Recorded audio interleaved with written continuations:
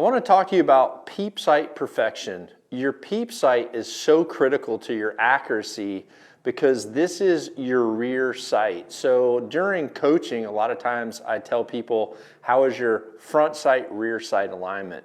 And the best way to really think about what the peep sight really is if you think about an older style rifle, iron sight rifle that has a post on the front, and then at the back of the rifle you've got that rear rail, and some of them had a hole that you would look through, and then you would center your post in that rear hole and then aim on the target. For archery, it's essentially the same. When you're at full draw, your peep sight and your front sight have to be perfectly aligned in order to be accurate. Now, what I'll tell you is any type of variation that you have either left or right or up or down is really no different than adjusting that front sight left or right or up or down. And if you've ever sighted in your bow, you know that a little bit goes a long way. So think of what 6 clicks will do to your sight if you move it left or right. At 50 yards, that's quite a variation of impact. Now, 6 clicks or 6 micro clicks really is not that far. So if you think about how easy it is to adjust your head and your peep sight so that that rear sight is not perfectly aligned with the front sight, then your accuracy is going to be off. So there's tons of different styles of peep sights and also a lot of different sizes. And there's also peep sights that have lenses in there or clarifiers or verifiers. So let me talk about these 3 topics. First is going to be the style of peep. There's tons of them out there. The older style dealt with an issue that the industry had previously with older style compound strings that were either not made right or had a material that was inferior to the materials that we have today and the string building process that we use today, which gives you a much better string and has much less variation in what that peep's doing as it goes from the resting position back to the face. Years ago, with strings that stretched a lot or weren't made properly, there was a lot of rotation as that string was drawn back, and so to prevent your peep being offset, there was a lot of peeps that had a small connector that would have a piece of peep tubing that would go forward to the cable. Now that peep tubing dramatically reduced speed, but also increased a lot of noise, and eventually they would start to dry rot and they would pop off many times at the wrong moment. So the industry, as we work towards better bowstrings, we were able to just throw these things away because, again, they take away speed, they add noise, and they're not always dependable. Now for other peeps, the thing that you need to really think about is, one, is it a high quality peep that isn't going to cut my string? And to know that, it's best to look at reviews or ask your shop. I've definitely ordered some trying to take a cheaper way out for a peep sight and had it not be made properly and give my string some abrasion and cuts, and eventually had to replace the string because I didn't have a quality peep sight. Now there's magnesium peep sights. Most of them are aluminum. There's also some composite ones. What you need to understand is the more weight you have in the center of your bowstring, the more that bowstring is going to have inertia and travel forward during the shot, thus causing more vibration, but also the added weight is going to cause a reduction in speed.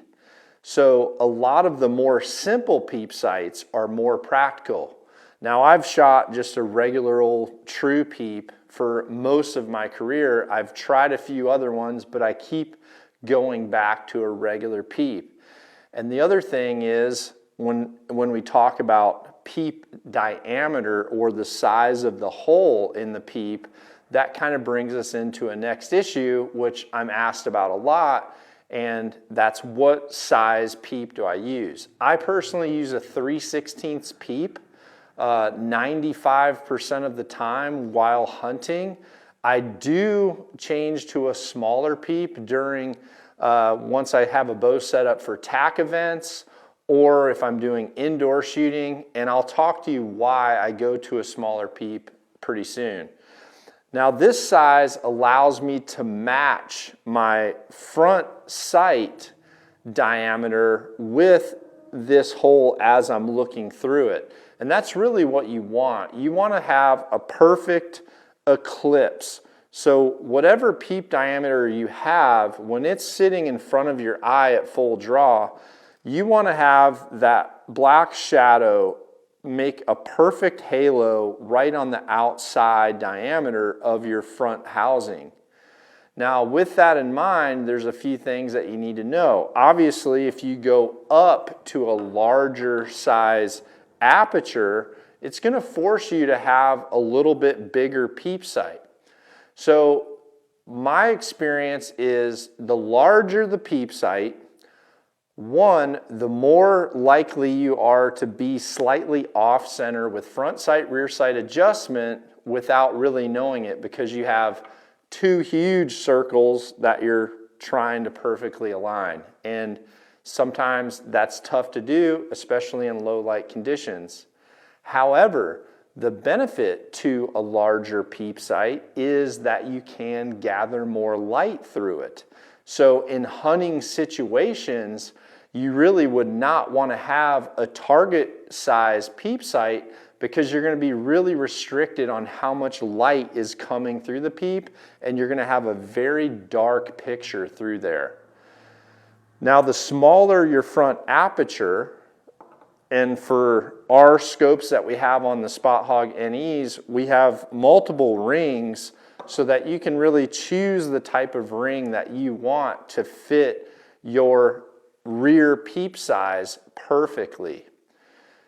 Now for target archery, or in this case, this is my tack bow, so Total Archery Challenge. This is what I refer to as my hybrid setup. So it's kind of a cross between a full target setup and my hunting setup. And in saying that, this peep that I have is about half of the diameter as I have when I'm hunting, or when I'm just strictly shooting indoors with a very specific type of lighting and also a very specific type of front scope. So for indoor shooting, I'll shoot a very, very small peep, which if you look through this, you'll think, how can you even see anything through it? But in indoor archery, you have good lighting, your target is supposed to be lit properly, or if you're shooting outdoor for a tournament situation, the targets for the most part are going to have good lighting on there. You're not going to be shooting during the first hours of the morning or the last 30 minutes at dark. So you're able to gather enough light even through this smaller peep sight. However, your front aperture for most target archers is much smaller, and there's also magnification in that front sight. And so the smaller aperture helps clear up the blurriness of that front lens, which is why we have such a small peephole. Now for my hybrid setup, again, I'm in between my hunting setup, which is a 3/16, and where my indoor setup is. So it's a little bit smaller, and when I'm using the smaller ring aperture, I am just barely cutting off this white ring that's around this scope.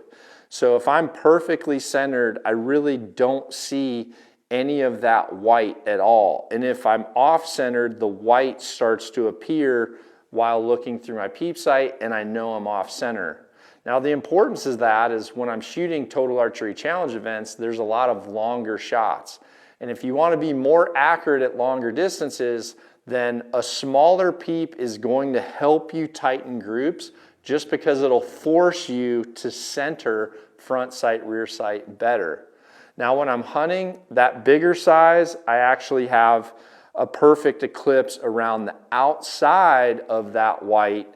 So I'm able to see all of the white, and I'm able to see a little bit more of my bubble, but I'm also able to still have enough light to shoot during those last minutes of the day or the first minutes of morning or being in a hunting blind. Now, what I'll tell you about your peep sight is that the size that you choose is going to also be determined by the type of bow that you're shooting and that bow's string angle at full draw. So as your bow is pulled back, that starts to make a triangle as the bow stops. Your string can either have a very broad triangle like this, which a broad triangle would allow the string to sit a little bit further forward on the face, and then your peep is going to be right in front of your eye.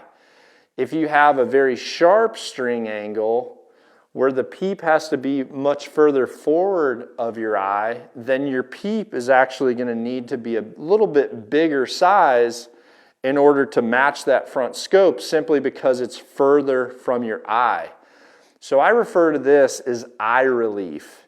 And a big reason why I choose the type of axle to axle length and brace heights in a lot of the bows that I collaborate with is because I have a specific place that I like a peep to be relieved from my eye that allows me to shoot a peep sight that still gives me really good clarity, but also doesn't start to get too far away from my eye, which my experience has been that it actually reduces my accuracy by having the rear sight too far forward, which is why I don't like super sharp string angles. So your peep sight is absolutely critical to accuracy. There's really the three different things that you need to focus on. Size is going to be one. The type is going to be the other. Now, the one thing I didn't talk about yet was clarifiers and verifiers. So those are peep sights that actually have lenses installed in the peep sight, and some peep sights actually have interchangeable lenses, which those help people that struggle with vision, or if they shoot a very high power magnification in the front of their scope, then a lot of times they need the variation in rear magnification to clarify the sight picture that they're seeing and make either the target more crisp or make their pins more crisp because of that magnification. Now, the downside to a peep that has a lens in it, whether it's a clarifier or a verifier, the downside is one drop of rain or dirt inside of that peep with that small of a lens gets to be very difficult to clean, especially in a hunting situation where you might not recognize it until you have to draw your bow back in the moment of truth, and there's one drop of water that's making your peep sight look like a foggy pair of binoculars. So peep sights are absolutely critical. You want to always make sure that your diameter for the front matches what your diameter is at the back, and also you can focus on the distance of your sight. If you get too far forward of your bow with an extension, then it's going to force you to shoot a smaller peep sight, because that front sight will actually appear smaller the further you get it away from you, and the smaller your peep sight, the harder it is for you to be able to see in low light conditions. So that's all the facts on peep. Hopefully you pick the perfect one to suit your needs.